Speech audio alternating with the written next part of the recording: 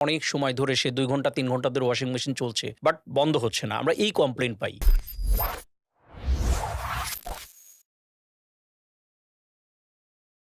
Welcome to Electromart tech care. Washing machine বছরে কতবার সার্ভিসিংটা করব? অনেক সময় ধরে সে ২ ঘন্টা ৩ ঘন্টা ধরে ওয়াশিং মেশিন চলছে, বাট বন্ধ হচ্ছে না। আমরা এই কমপ্লেইন পাই। ওয়াশিং মেশিনের ৩ টা অপশন থাকে। একটা হচ্ছে পানির লো, একটা মিডিয়াম আর একটা হাই থাকে। এখন আমরা চেষ্টা করব সবসময় ওয়াটার লেভেলটা মিডিয়ামে রাখার জন্য। আমার বাসায় পানির প্রেশার কম, তাহলে আমি যদি হাইতে দেই, তাহলে ওর যেভাবে পানির ফোর্সের দরকার সে কিন্তু ফোর্স পাচ্ছে না। তখন কিন্তু ওয়াশিং সাইকেলটা অনেক বেশি লেন্দি করবে। তখন আমরা মনে করি ওয়াশিং মেশিনে বোধহয় সমস্যা। তখন উচিত হলো যেই অর্গানাইজেশন থেকে আমি ওয়াশিং মেশিনটা পারচেজ করেছি তাদের সাথে কন্ট্যাক্ট করে একজন টেকনিক্যাল পার্সন দিয়ে দেখানো যে আসলে সমস্যাটা কোথায়। যদি ওয়াটার লেভেলের কোনো সমস্যা থাকে তাহলে সেটা জেনে নিতে হবে, বা অ্যানাদার কোনো প্রবলেম থাকলে সেটা জেনে নিতে হবে। তবে নরমালি ওয়াশিং মেশিনে খুব একটা প্রবলেম হয় না বললেই চলে।